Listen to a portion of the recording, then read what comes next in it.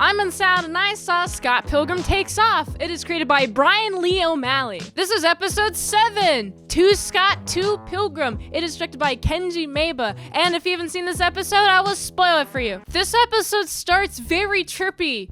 Scott Pilgrim's in this weird time portal thing, and he goes, he does a little, right? And I thought that was cool. I thought that was cool animated. I was like, oh, this must be when Scott Pilgrim was punched through the portal.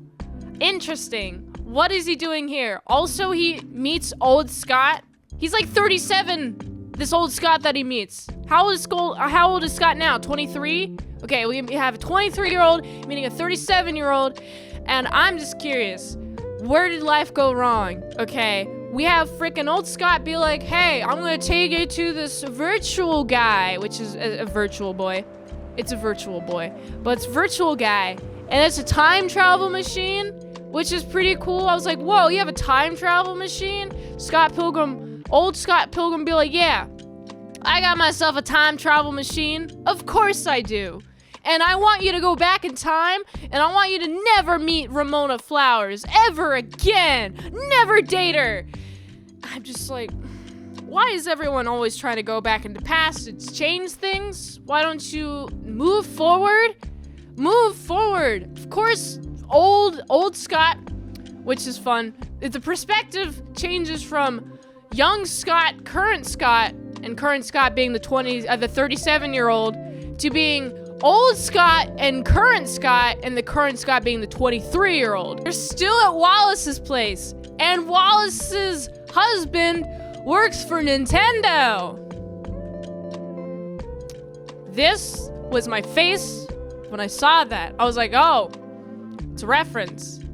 This episode has a lot more references than the other episodes. A lot more of them. Old Scott Pilgrim be like, don't date Ramona Flowers, it's her fault. And it's funny, the old Scott won't tell young Scott what's up, what happened to the relationship. Maybe he could change something. Nope. No, rejection. Instead, we're going to old Ramona. And old Ramona also has a time travel device to make sure that they don't date. But wow, look, it's young Ramona. Current timeline in the show, still looking for Scott, and they find this to be endearing and then bring Scott home. Why do they both have time travel machines? I know the episode is like, you guys both have time travel machines? And it's like, oh yeah, we do. Yeah, we do. And I'm just like,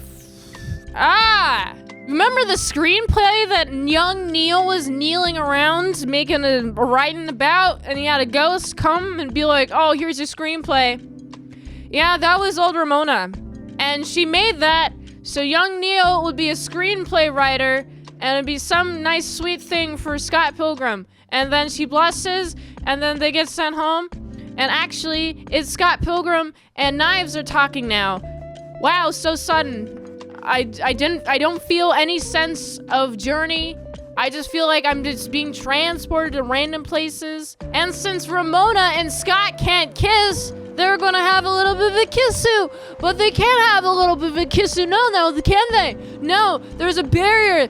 And there's unresolved business. And you know what that means? We gotta bring all the evil exes and bring them to a stadium and have them walk on the catwalk and walk and do all the walking.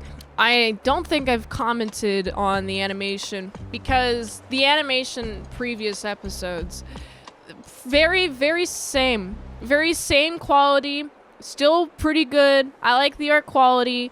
In this episode, there was a few moments where I was like, oh, yeah, there is some art animation weirdness happening here. Like, I remember the weirdness happening is the weird perspectives. Having from the low angle where they're talking at the table, and Ramona's arm was drawn weird and wonky because it was a weird perspective. I just wonder why they chose these weird perspectives. There's a lot of weird perspectives in this, actually. And that's how the episode ends. It ends with Ramona Flowers. Hey, come here. We're gonna fight. We're gonna fight all my exes. It's time to go in. We're gonna do the finale. And then that's how the episode ends. And I freaking am annoyed. You wanna know what makes me annoyed? The thing that makes me annoyed is not how jumpy around this entire episode is. It's not that the entire crux of the series is Ramona Flowers trying to find Scott Pilgrim, and instead of there being a natural payoff where we have Ramona Flowers find Scott Pilgrim, instead Scott Pilgrim is delivered to Ramona Flowers' doorstep, and then the episode later is explaining all of that nonsense jargon, and then that's the finale, and I'm like, this isn't a good television series show. This is my hot take. This show isn't good. Another thing that annoyed me, throughout this entire series, they say Columbo. The first time they said Columbo, I was like, oh my goodness, they said Columbo. And then they kept saying Columbo instead of saying, oh yeah, no shit, Sherlock. It's, oh, no worries, Columbo. Yeah, I got you, Columbo. And it's like, you didn't do a Columbo reference, so you just keep saying his name. If you're gonna tease me with Columbo, you gotta do Scott leaving a room and then coming back and be like, oh, one more thing, and have him do the Peter Fox squinting thing, okay? If you're gonna reference Columbo, you better be very, what is it called?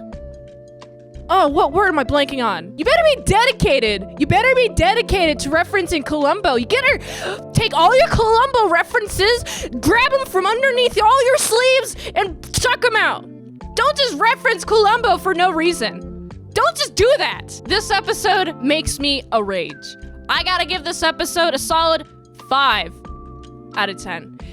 If you like this review, watch another one. The algorithm really likes that. If you want a fast track movie review, you can do that for $20 DMs on patreon.com/ASEPresents. And if you like to help support the daily grindiness of all them daily movies, go to this link tree, find the way you can help support the daily grindiness of all them daily movies. So you can go here. And until next time, in salad see you later, my sour croutons and bacon bits. This episode just made me feel like